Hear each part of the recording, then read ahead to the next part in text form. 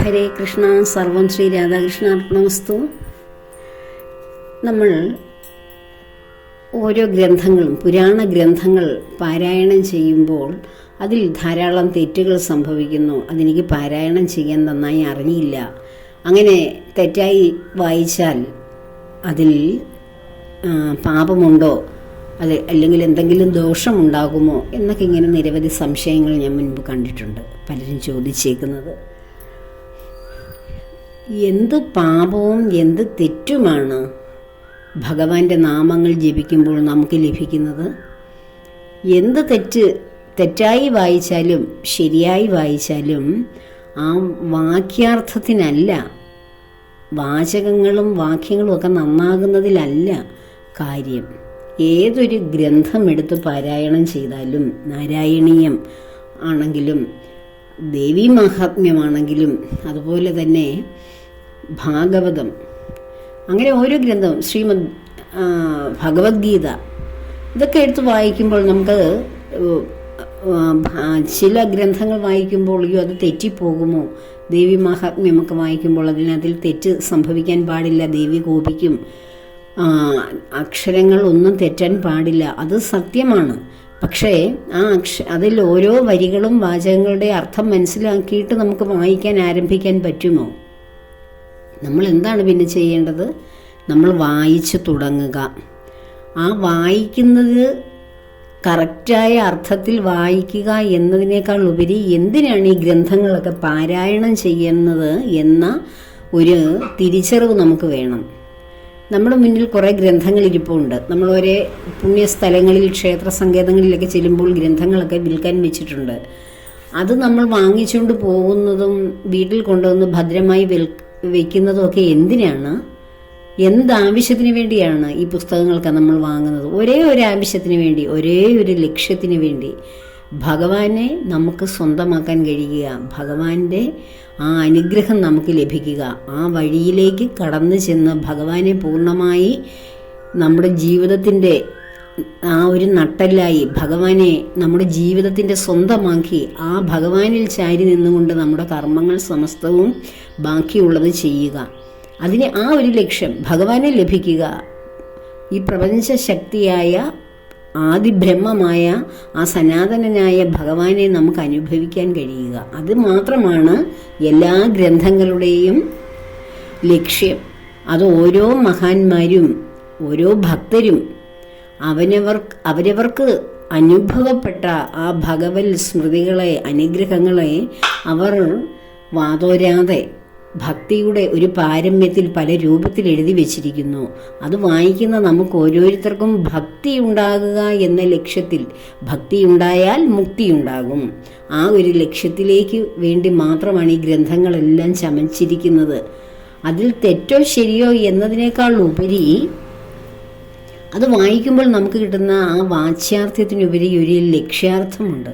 അത് അനുഭവിക്കുക. ഇത് എൻ്റെ ഭഗവാനെക്കുറിച്ചാണല്ലോ ഈ എഴുതി വെച്ചിരിക്കുന്നത്. ഭഗവാന്റെ അംഗപ്രത്യംഗ വർണ്ണനകളാണല്ലോ, ഭഗവാന്റെ ആ ദിവ്യമായിട്ടുള്ള അനുഭൂതി വിശേഷങ്ങളെക്കുറിച്ചാണല്ലോ, ഭഗവാന്റെ ലീലാവിശേഷങ്ങളെക്കുറിച്ചാണല്ലോ, അവതാര മാഹാത്മ്യങ്ങളെക്കുറിച്ചാണല്ലോ ഇതെല്ലാം എഴുതി വെച്ചിരിക്കുന്നത് എന്ന് നമ്മൾ വായിക്കുമ്പോൾ ആ ഭഗവാൻ എന്ന സങ്കല്പത്തിൽ, ആ ഒരു അനുഭൂതിയിൽ ആരാണോ ലയിക്കുന്നത് അവർക്കാണ് ആ ഗ്രന്ഥം കൊണ്ട് യഥാർത്ഥ ലക്ഷ്യം സാധ്യമാകുന്നത്. അല്ലാതെ നമ്മൾ അത് വായിച്ച് പഠിച്ച് അർത്ഥം കുറിച്ചെടുത്ത് വീണ്ടും വീണ്ടും വായിച്ച് പല ഗുരുക്കന്മാരുടേതും പ്രഭാഷണം കേൾക്കുന്നു, അതിൻ്റെ അർത്ഥങ്ങളെല്ലാം പഠിക്കുന്നു. പക്ഷേ അതിൻ്റെ അനുഭൂതി, ആ ലക്ഷ്യം എന്താണെന്നുള്ളത് മനസ്സിലാക്കാതെ, അനുഭൂതി ലഭിക്കാതെ നമ്മളിത് എത്രയോ ജന്മം ഈ പുസ്തകമാകുന്ന, ഈ ഗ്രന്ഥങ്ങളാകുന്ന ഭാണ്ഡവും ചുമന്ന് നടന്നിട്ട് വല്ല കാര്യവുമുണ്ടോ? അതുകൊണ്ടാണ് ഒരു പ്രശസ്തനായ സപ്താഹ ആചാര്യൻ്റെ മുന്നിലിരുന്ന കുറേ അമ്മമാർ ഒരു 7-8 വർഷം മുമ്പ് ഭാഗവതം മൂലഗ്രന്ഥം കൊണ്ട് പഠിക്കാൻ സപ്താഹ സ്ഥലത്തിരുന്ന അമ്മമാരെ ഈ അടുത്ത ഒരു മാസം, 1-2 മാസത്തിന് മുമ്പ് അതേ ആചാര്യനെ എൻ്റെ സപ്താഹ സ്ഥലത്ത് ഞാൻ പോയപ്പോൾ അതേ അമ്മമാർ ആ ഫ്രണ്ടിൽ ഇരിപ്പുണ്ട് ആ മൂലഗ്രന്ഥവുമായി. അപ്പോഴും അവർ പേനയും ഒക്കെ ഉപയോഗിച്ച് അതിൽ അദ്ദേഹം പറയുന്ന വരികൾ നോട്ട് ചെയ്ത് തിരുത്തുകയും ശരിയാക്കുകയും ഒക്കെ ചെയ്തുകൊണ്ടിരിക്കുന്നു.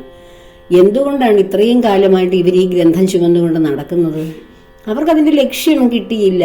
അവരതിൽ ഭഗവാനെ കണ്ടെത്തുന്നില്ല. ഒരാൾ ചൊല്ലിക്കൊടുക്കുന്നു, അല്ലെങ്കിൽ ഓരോ ശ്ലോകങ്ങളുടെ അർത്ഥം പറഞ്ഞു കൊടുക്കുന്നു. ആ ശ്ലോകങ്ങൾ വായിച്ച് മനസ്സിലാക്കി അതിൻ്റെ അർത്ഥം മനസ്സിലാക്കി മുന്നോട്ട് പോകുന്നതല്ലാതെ ആ ഗ്രന്ഥത്തിൽ നിന്ന് ഭഗവാനെ കിട്ടുന്നില്ല. ഭാഗവതം മൂലഗ്രന്ഥം എന്ന് വെച്ചാൽ ഭഗവാൻ നിറഞ്ഞു നിൽക്കുന്ന, ആ ഭഗവാന്റെ സമസ്ത ഐശ്വര്യങ്ങളും അനുഗ്രഹങ്ങളും നിറഞ്ഞു നിൽക്കുന്ന ഗ്രന്ഥം. അത് ഉൾക്കൊള്ളാൻ കഴിഞ്ഞെങ്കിൽ ആ ഗ്രന്ഥം അവർ അവിടെ അതും ചുമന്നുകൊണ്ട് നടക്കില്ല. അത് മനസ്സിലാണ് പിന്നെ കൊണ്ട് നടക്കുന്നത്. ഭഗവാൻ മനസ്സിലിരുന്ന് വിളയാടുകയാണ്. അത് നമ്മുടെ ഉള്ളിലാണ് പിന്നെ ആ ഗ്രന്ഥം. അതുകൊണ്ടാണ് എത്രയോ 100 തവണ 200 തവണ ഭാഗവതം വായിച്ചെന്ന് പറഞ്ഞിട്ടും ഭഗവാൻ അവരോട് തന്നെ ചോദിക്കും, എന്തിനാണ് നിങ്ങൾ പിന്നെയും വായിക്കുന്നത്? നിങ്ങൾക്കിത് എന്നെ കിട്ടിയില്ലെങ്കിൽ നിങ്ങൾ ഇത് ആയിരക്കണക്കിന് വായിച്ചിട്ട് വല്ല കാര്യവുമുണ്ടോ? നമ്മൾ ഈ ഭാഗവതമൊക്കെ വായിക്കുന്ന ആൾക്കാരൊക്കെ ഉണ്ട്. അവർ ഓരോ വീടുകളിലും ഭാഗവതം എത്ര പ്രാവശ്യം വായിക്കുന്നുണ്ടായിരിക്കും. ഒരു വീട്ടിൽ ഒരു തവണ കംപ്ലീറ്റ് ചെയ്ത് അങ്ങനെ എത്ര എടുത്ത് അവരുടെ ഈ ജോലി തുടങ്ങിയ കാലം മുതൽ ഇന്നോളം അവർ വായിച്ചിട്ടുണ്ടാവും. പക്ഷെ അവരാരും അതാ എണ്ണം കുറച്ച് വായിച്ചു എനിക്കതിൻ്റെ എല്ലാ അർത്ഥം അറിയാം. ഏത് വരി ചോദിക്കൂ, ഞാൻ പറയാം അതിൻ്റെ അർത്ഥം. പക്ഷെ അവിടെ ഭഗവാനെ കിട്ടിയോ? ഈ വരികളിലൊക്കെ ഇരിക്കുന്നത് ആരാണ്? ആരെക്കുറിച്ചാണ് ഈ വരികളും വർണ്ണനകളും ഉള്ളത്? ഭഗവാനെക്കുറിച്ച്. ഭഗവാനെ കിട്ടിയാൽ ആ ഗ്രന്ഥം നമുക്ക് അവിടെ ഉപേക്ഷിക്കാം. നമ്മുടെ മനസ്സിൽ പിന്നീട് ഭഗവാൻ നിറഞ്ഞു നിൽക്കുന്നു. നമുക്ക് ഭഗവാനെക്കുറിച്ച് അറിയുവാൻ അടുത്ത ഗ്രന്ഥം ആവശ്യമുണ്ടെങ്കിൽ എടുത്താൽ മതി. ഭഗവാനെ ഒരിക്കൽ കിട്ടിക്കഴിഞ്ഞാൽ പിന്നെ നമുക്ക് ഈ ഗ്രന്ഥങ്ങളുടെ ഒന്നും ആവശ്യമില്ല. ഈ ഗ്രന്ഥങ്ങൾ എന്ന് പറയുന്ന സംഭവങ്ങൾ തന്നെ ഭഗവാനിലേക്ക് എത്തുവാനുള്ള ഭക്തി വർദ്ധിപ്പിക്കുന്ന ആ ഒരു ഭക്തിയാകുന്ന സാഗരത്തിൽ ആറാടാൻ വേണ്ടിയിട്ട് നമുക്ക് തന്നിരിക്കുന്ന കുറേ മനോഹരമായിട്ടുള്ള ആ ഭഗവൽ സേവനങ്ങളാണ്, ആ ഭഗവൽ കീർത്തനങ്ങളാണ്, ഭഗവൽ നാമങ്ങളാണ് ആ ഗ്രന്ഥങ്ങളിൽ. അത് ഓരോന്നും വായിച്ച് നമ്മൾ ഭക്തിയിൽ ആറാടുമ്പോൾ ആ ഭഗവാനെ ലഭിച്ചാലേ ആ ഒരു പൂർണ്ണത, ആ നിറവ് നമുക്ക് ആ ഗ്രന്ഥങ്ങളിലൂടെ ലഭിക്കുന്നുള്ളൂ. അത് കിട്ടാത്തിടത്തോളം കാലം ഒരു ഭാരം ചുമന്ന് നടക്കുന്ന ഒരു കഴുതയെ പോലെയാണ് ഓരോ ഭക്തരും മാറുക എന്നാണ് എൻ്റെ ഒരു അഭിപ്രായം. സത്യം പറഞ്ഞാൽ നമ്മുടെ ഇപ്പോൾ ഒരു കഴുതയുടെ കസ്തൂരി അന്വേഷിച്ച് അതിൻ്റെ ദേഹത്ത് നിന്ന് തലയിൽ നിന്ന് വരുന്ന ആ മണം എവിടെ നിന്നാണെന്ന് അന്വേഷിച്ച് അത് ഓടുന്നത് പോലെയാണ് ഭക്തരായിട്ടുള്ള മനുഷ്യരുടെ അന്വേഷണം. നമ്മുടെ ഹൃദയത്തിൽ തന്നെ ഇരിക്കുകയാണ് ഭഗവാനാകുന്ന ആ തേജസ്വരൂപിയായ അനന്തകോടി ശക്തിവിശേഷമായ ആ ചൈതന്യം നമ്മുടെ ഉള്ളിലിരുന്നിട്ടും നമ്മൾ ഓരോ ഗ്രന്ഥങ്ങളിലും തിരയുകയാണ്. ഓരോ ആചാര്യന്മാരുടെ അടുത്തും പോയി തിരയുകയാണ്. എവിടെയാണ്. പക്ഷെ നമ്മുടെ ഉള്ളിൽ തന്നെ ഇരിക്കുന്നു എന്നുള്ള പരിപൂർണ സത്യം നാം മനസ്സിലാക്കുന്ന ഏതെങ്കിലും ഒരു നിമിഷമെങ്കിലും മനസ്സിലാക്കും. നമ്മൾ ഇത്രയും കേൾക്കുമ്പോൾ, ഇത്രയും വായിക്കുമ്പോൾ നമുക്ക് ഒരു നിമിഷം ഭഗവാനെ തിരിച്ചറിയാൻ കഴിഞ്ഞാൽ അവിടെ മതി. അവിടെ കൊണ്ടാണ് നാം പിന്നീട് ഉയരുന്നത്. ആ ഒരു നിമിഷത്തെ ആ തിരിച്ചറിവ് നമുക്ക് കിട്ടാത്തിടത്തോളം കാലം നമ്മളിങ്ങനെ ഈ ഗ്രന്ഥങ്ങളൊക്കെ ചുമന്ന് നടക്കുകയും അത് പാരായണം ചെയ്യുകയും ഒക്കെ ചെയ്യുകയാണ്. നമ്മൾ ഭഗവാനെ ഇതിൽ നിന്ന് ആ ഗ്രന്ഥങ്ങൾ ഭാഗവത ഗ്രന്ഥം മാത്രം മതി ഭഗവാന്റെ ഭക്തി വർദ്ധിപ്പിച്ച് ഭഗവാനിൽ ആനന്ദലഹരിയിൽ ആറാടാൻ. ഭഗവാന്റെ ലീലകൾക്കുപരി ആത്മതത്വങ്ങൾ, ഭഗവാന്റെ തത്വങ്ങൾ, പ്രപഞ്ചഘടനകൾ, എങ്ങനെയാണ് ഭഗവാൻ പ്രപഞ്ചം സൃഷ്ടിച്ചത്, മായാദേവിയുടെ ആ മഹിമകൾ എല്ലാം ആ ഭാഗവതത്തിൽ അടിമുടി ഭഗവാന്റെ ഹൃദയമായിട്ട് ഇങ്ങനെ നിലനിൽക്കുന്നു. ആ ഒരൊറ്റ ഗ്രന്ഥം വായിക്കുന്ന ഭക്തന്റെ കണ്ണുനീർ പ്രവാഹം ആനന്ദം കൊണ്ട് ആ ഭക്തി ലഹരിയിൽ ആനന്ദ പ്രവാഹം കണ്ണുകളിൽ നിന്നും ഉതിർന്നു വീഴും. യഥാർത്ഥ ഭക്തി ലഹരിയിൽ ആറാടി ആ ഗ്രന്ഥത്തെ പൂർണ്ണമായി ഉൾക്കൊള്ളുന്നവർക്ക് അതൊരു ഗ്രന്ഥമല്ല, ഭഗവാനാണ്.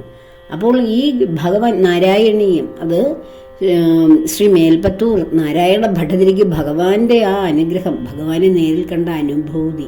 ആദ്യമൊക്കെ അദ്ദേഹത്തിൻ്റെ അസുഖം മാറാൻ വേണ്ടിയാണ് ഭഗവാനെ സമീപിച്ചത്. ഭഗവാന്റെ അനുഭൂതികൾ അറിഞ്ഞ് ആ ഭക്തി സാഗരത്തിൽ ആറാടി കഴിഞ്ഞപ്പോൾ അദ്ദേഹത്തിന് അസുഖവും മാറണ്ട, ഒന്നും വേണ്ട, ഭഗവാനെ മതി. ഭഗവാനുണ്ടെങ്കിൽ എല്ലാമായി. ഒരു വാതരോഗം മാറിയാൽ അടുത്തൊരു രോഗം വരും, പിന്നെ മറ്റൊന്ന് വരും, പിന്നെ വേറെ ഏതെങ്കിലും ജീവിത ക്ലേശങ്ങൾ വരും. ഭഗവാനെ ലഭിച്ചാലോ ഈ ക്ലേശങ്ങൾക്കൊന്നും നമ്മളെ ബാധിക്കാൻ കഴിയില്ല. അപ്പോൾ അതാണ് നമ്മൾ തുടങ്ങുന്നത് എവിടെയാണോ അവിടെ തന്നെയാണ് നമ്മുടെ ഭക്തർ നിൽക്കുന്നത്. ഭഗവാനെ നമുക്ക് കിട്ടിക്കഴിഞ്ഞാൽ, ഭഗവാനെ നാം അനുഭവിച്ചു കഴിഞ്ഞാൽ നമുക്ക് പിന്നീട് ഈ പറയുന്ന കാര്യങ്ങളൊന്നും വേണ്ട. നമ്മളും ഭഗവാനും അതിനിടയ്ക്കൊന്നുമില്ല. എവിടെ ഇരുന്നാലും, ഏത് ജനക്കൂട്ടത്തിലിരുന്നാലും, ഒഴിഞ്ഞ സ്ഥലത്തിരുന്നാലും, വീട്ടിലിരുന്നാലും, ക്ഷേത്രത്തിലിരുന്നാലും, എവിടെ ഇരുന്നാലും നമുക്ക് ഭഗവാനെ അനുഭവിക്കാൻ കഴിയും. അപ്പോൾ അതുമാത്രമാണ്, ഭഗവാനെ അനുഭവിക്കുക എന്നുള്ള ഒരു ലക്ഷ്യം മാത്രമാണ് ഈ ഗ്രന്ഥങ്ങളുടെ എല്ലാം ആത്യന്തികമായിട്ടുള്ള ഒരു ലക്ഷ്യാർത്ഥം. അതിനുവേണ്ടിയാകണം നമ്മൾ ഗ്രന്ഥപാരായണം ചെയ്യേണ്ടത്. അല്ലാതെ ഞാൻ ഭഗവത്ഗീത നിത്യം പാരായണം ചെയ്യുന്നുണ്ട്, ഭാഗവതം പല ആവർത്തി വായിച്ചിട്ടുണ്ട്, ജ്ഞാനപ്പാന നിത്യേനെ ആലപിക്കുന്നുണ്ട് എന്നൊക്കെ പറഞ്ഞിട്ട് ഒരു കാര്യവുമില്ല. അതിൽ നിന്ന് എന്താണ് നമുക്ക് കിട്ടിയത്? നമുക്ക് ഭഗവാനെ കിട്ടിയോ? ആ ആനന്ദത്തിൽ നാം മാറാടുന്നുണ്ടോ? നമുക്ക് ആ ഭക്തി, ഭഗവാന്റെ ഭക്തി നമ്മുടെ സിരകളെ ത്രസിപ്പിക്കുന്നുണ്ടോ? ഇല്ലെങ്കിൽ പിന്നെ നിങ്ങൾ ഇതെല്ലാം വായിച്ചെന്ന് പറഞ്ഞിട്ട് ഇതിലെല്ലാം നിത്യേന ഞാൻ ഇതെല്ലാം പഠിക്കുന്നുണ്ട് എന്ന് പറഞ്ഞിട്ട് ഒരു കാര്യവുമില്ല. ഗീതഗോവിന്ദം പഠിക്കാൻ ചിലർ താല്പര്യപ്പെടുന്നു. എന്തിനാണ് ഗീതഗോവിന്ദം പഠിക്കുന്നത്? നാം ഒരു ഗോപിക ഭക്തി ലഭിക്കാത്രത്തോളം കാലം ഗീതഗോവിന്ദം ഒരു ആണും ഒരു പെണ്ണും പഠിക്കേണ്ട കാര്യമില്ല. കാരണം ഗോപി ഭക്തി എന്ന് പറയുന്നത് മറ്റ് ഗ്രന്ഥങ്ങളിൽ പറയുന്നത് പോലെ ഒരു പഠനമല്ല ഗീതഗോവിന്ദം. അത് ആ ഒരു അനുഭൂതിയിലേക്ക്, ഭക്തിയുടെ ഒരു തലത്തിലേക്ക്, ഒരു എപ്പോഴാണോ ഒരു ഭക്തൻ അല്ലെ ഒരു ഭക്ത ഒരു ഗോപികയുടെ, അതായത് ഭഗവാനെ മാത്രം മതി ജീവിതത്തിൽ സന്തോഷിക്കാൻ, കുട്ടികളും ഭാര്യയും ഭർത്താവും അച്ഛനമ്മമാരും സാഹചര്യങ്ങളും തൊഴിലിടങ്ങളും എല്ലാം സമൂഹവും സുഹൃത്തുക്കളും എല്ലാം ഉണ്ടെങ്കിലും എനിക്കതിനെല്ലാറ്റിനേക്കാളും ഉപരി എനിക്ക് സന്തോഷം തരുന്ന ആള് ഭഗവാനാണ് എന്ന് ഏതെങ്കിലും വ്യക്തിക്ക് തോന്നുന്നുണ്ടോ? ഉണ്ടെങ്കിൽ അവർ മാത്രം ആ ഗീതഗോവിന്ദം ആസ്വദിക്കുക, അറിയുക. അങ്ങനെ അല്ലാത്തവർ അതിൻ്റെ അർത്ഥം തിരഞ്ഞു പോകേണ്ട കാര്യമില്ല.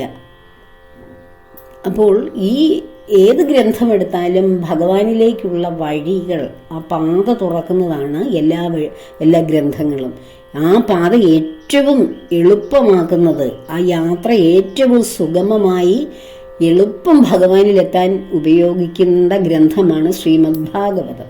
അതുകൊണ്ടാണ് ഭാഗവതം ഞാൻ അതിൻ്റെ അർത്ഥം എല്ലാം വിശദീകരിച്ച് തുടങ്ങിയത്. പക്ഷെ അത് കേൾക്കാൻ ആൾക്കാർ വളരെ കുറവ്. കാരണം ഭഗവാനെ അറിയുവാനല്ല താല്പര്യം.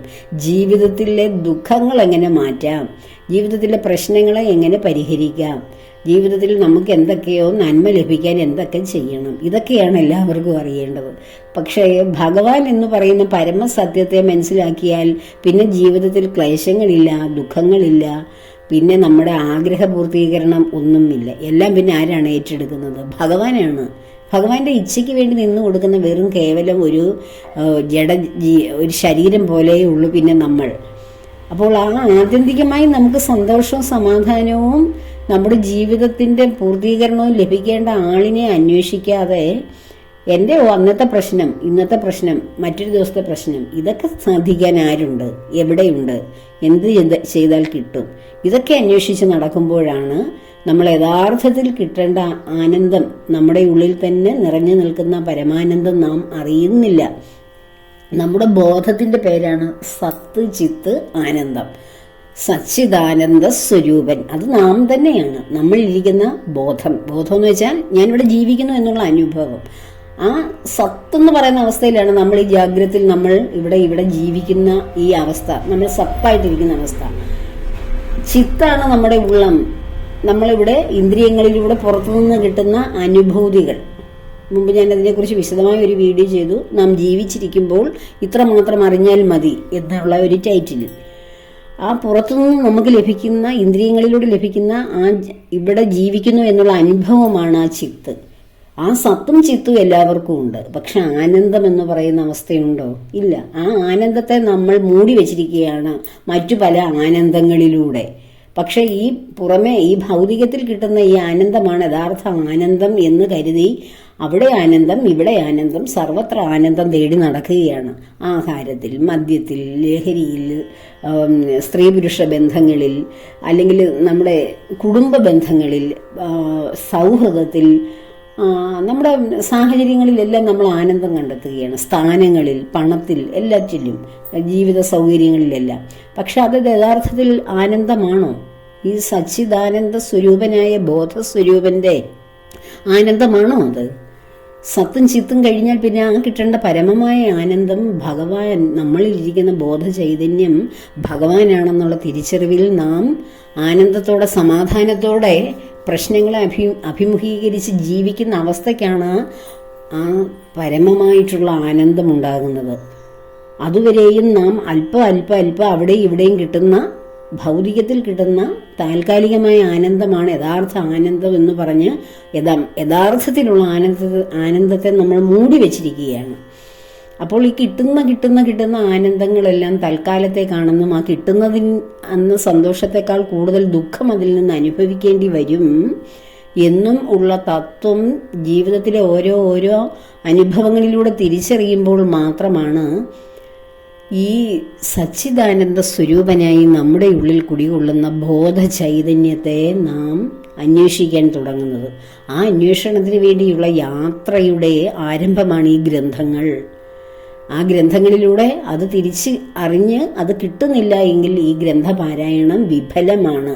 മരണം വരെയും, അല്ലെങ്കിൽ ബോധമുള്ള കാലം വരെയും, അല്ലെങ്കിൽ ബുദ്ധിയും വിവേകവും ഒക്കെ ഉള്ള കാലം വരെയും, ഓർമ്മശക്തി നിലനിൽക്കുന്നവരെയും നമ്മളിതൊക്കെ ഗ്രന്ഥങ്ങളൊക്കെ പാരായണം ചെയ്താലും നമുക്ക് ആ